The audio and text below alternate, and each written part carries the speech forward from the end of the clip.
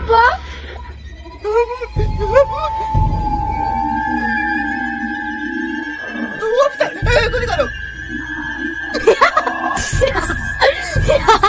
আমি তো অপেক্ষা করছিলাম। আজ তোকে হাতে পেয়েছি, আমি আজ প্রতিশোধ নেবই।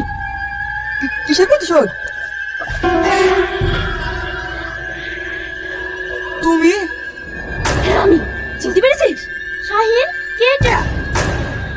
কি হলো বলো, কে এটা?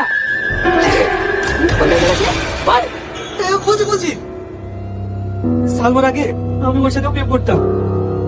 সালমার মতো ওকে নিয়ে এই বাড়িতে পালিয়েছিলাম। তারপর শাহিন, হ্যাঁ বলো। তোমার জন্য একটা ভালো খবর আছে। কি খবর? তুমি বাবা হতে চলেছো। মানে? আমি প্রেগনেন্ট। এসব কি উল্টো পাল্টা বকছো? তাড়াতাড়ি ডাক্তারের কাছে চলো। ডাক্তারের কাছে? কি করতে? বাচ্চা নষ্ট করতে? আবার কি করতে? এইসব তুমি কি বলছো? আমি বাচ্চা নষ্ট করতে পারবো না। তুমি আমাকে কোনো বিয়ে করবে তাই বলো। বিয়ে কিসের? এখন আমি বিয়ে করতে পারবো না। আজ 3 মাস হলো তোমাকে ভালোবেসে বাড়ি থেকে পালিয়ে এসেছি, আর আজ আমি প্রেগনেন্ট জেনে তুমি আমাকে বিয়ে করবে না তাই বলছো? না, আমি তোকে বিয়ে করতে পারবো না। তুই বাচ্চা নষ্ট করে ফেলকা। তার মানে তুমি আমাকে কোনোদিন ভালোবাসোনি? সব তোমার অভিনয় ছিল। আমি এক্ষুনি থানায় যাবো তোমার নামে কেস করতে।